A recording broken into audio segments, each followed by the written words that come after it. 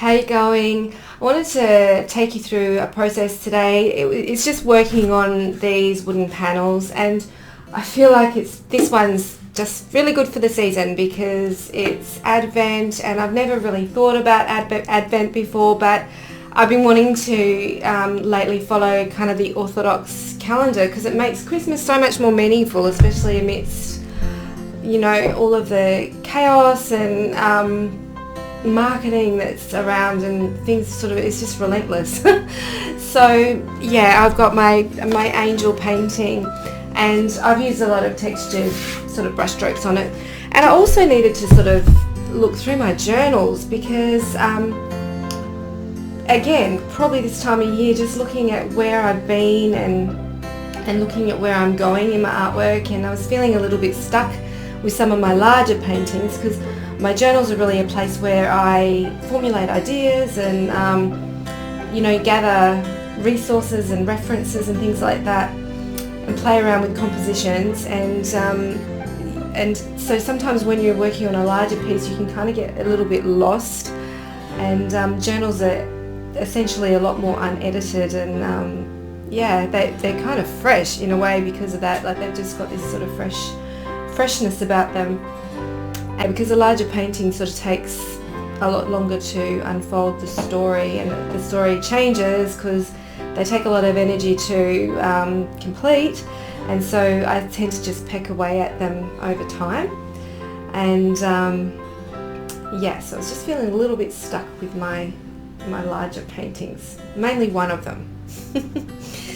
But it's nearly there. I'll get it over the line. Anyway, I'm going to show you this process of painting, and I'm going to show you my journal.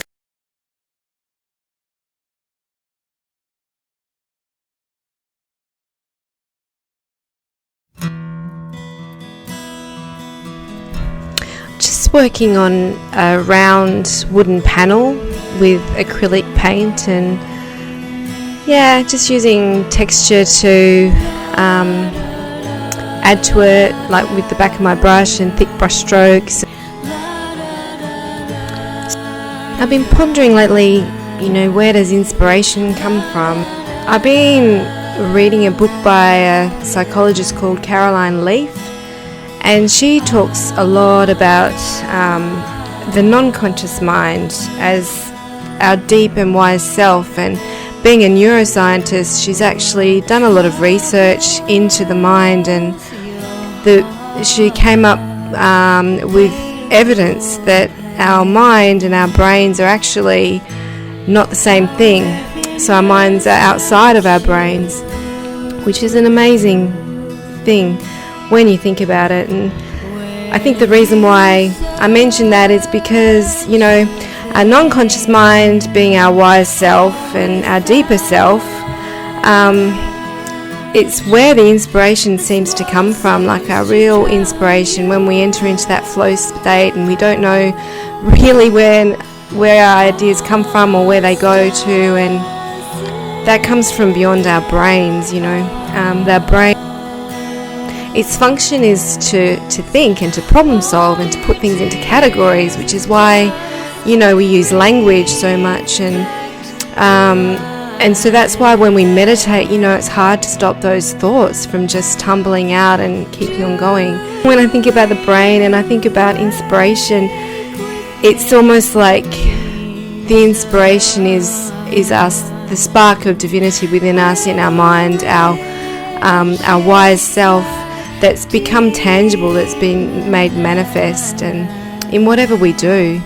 And I kind of really wanted to make this encouraging because I feel like sometimes we get caught up into the swirl of things and we compare ourselves to other people and what they're creating and what they're doing, and also I think with the way the world is as well, like everything seems to have to be perfect, and it doesn't, and I feel like there's so much beauty in the imperfections in life, like if you really look at it.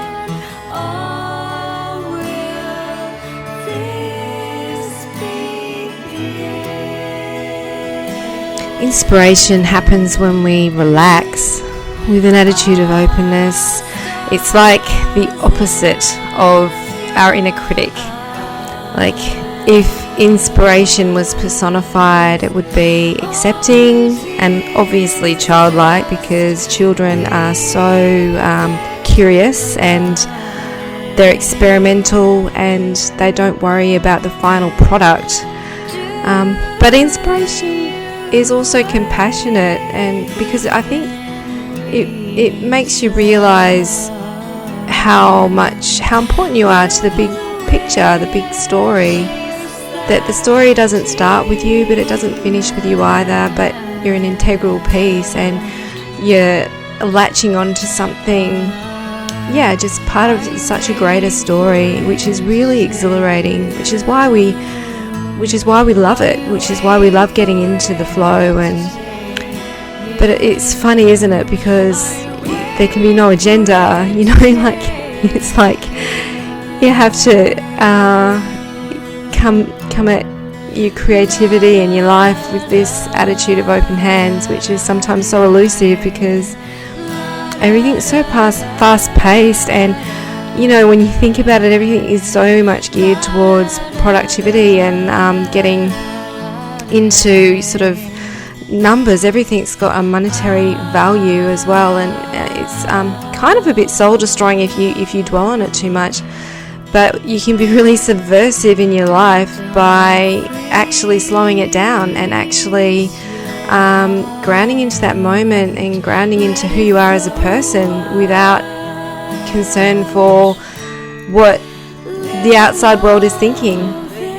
And another irony of that is when we do that, when we become who we are and we become our own people and we become unself-conscious, I guess, which inspiration is unself-conscious, that's when what we bring to the world, our true self, it's so important. Like, we can't be replaced with our uniqueness, and our uniqueness and who we are is so needed in the world.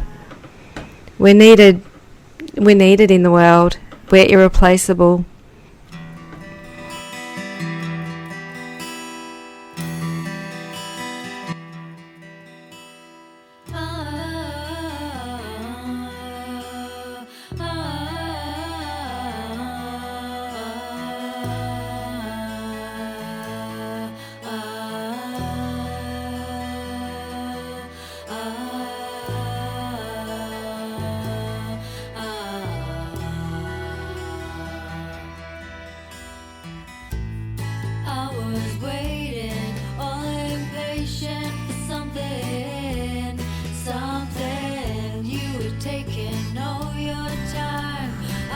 So just having a look through my journal, it was such a good thing to do.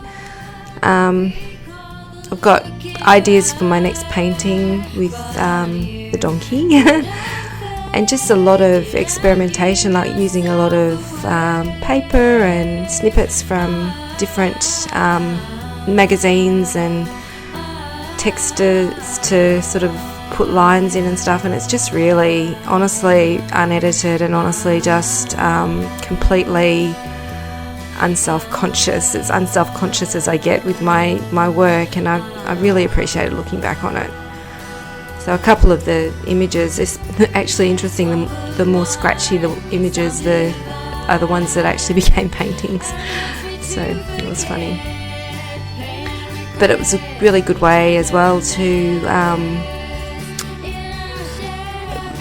like, a lot of times I have little quotes in there, and when I was talking about the neurocycle and your non-conscious mind, it's when you journal and you use writing as well, it's a really good way to get words go beyond affirmations. So in one of them I've got a page that says, let God be God and you be you, and that was really important and encouraging to me, because it makes you realise how much, the things that you can control and the things that you can't. Like, you can't control everything in life, and let God be God and you be you. It's sort of, even that the very statement, it just makes you realise you can relax into who you were made to be, who you created to be.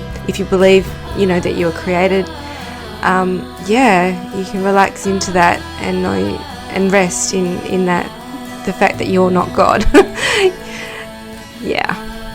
This is my next little one that's got like really watercolory paper, and my sister gave it to me for Christmas last year, so I haven't actually done much in it, considering I've got like over half of it to go, kind of a thing. But it's a really fun one to take with you when you're traveling or going somewhere else. It looks like I must have had a few little poems in here as well.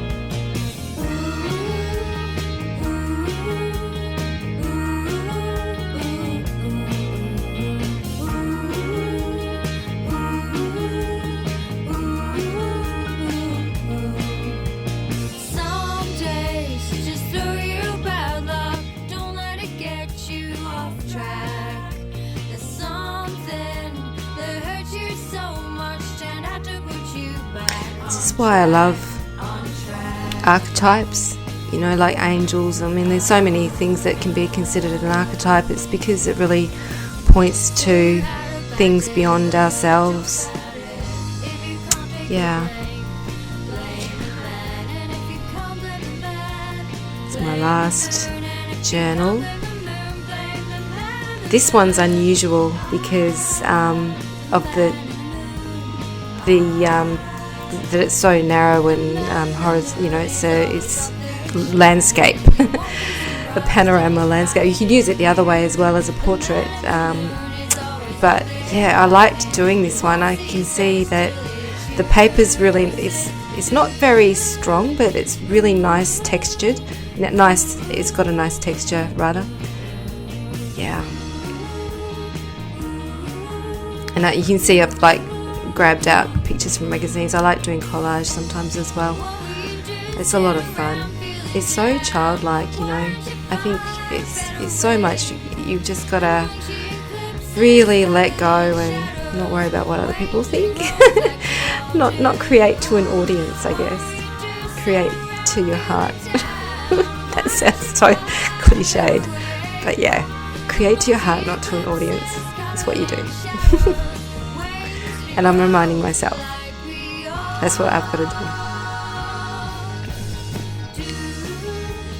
My son Jordan always sends me hearts, and sometimes a lot of them show up in my journals too. So that's really sweet.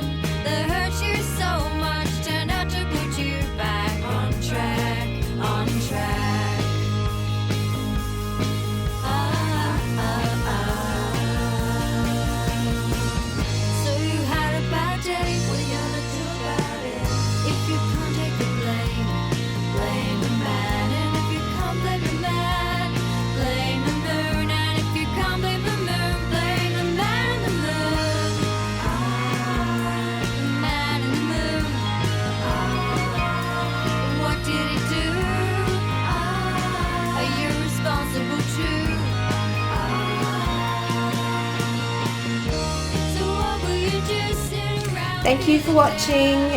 I wanted to say as well that the music was by my good friend Donna Iverson, and I have her CD, her hard copy CD. It's got my artwork on it, and she has such a beautiful melodic voice. She's on Bandcamp. I'm going to leave the link to her Bandcamp in the descriptions, so feel free, check her out. And thanks again for watching. Have a beautiful season, Advent season. Bye.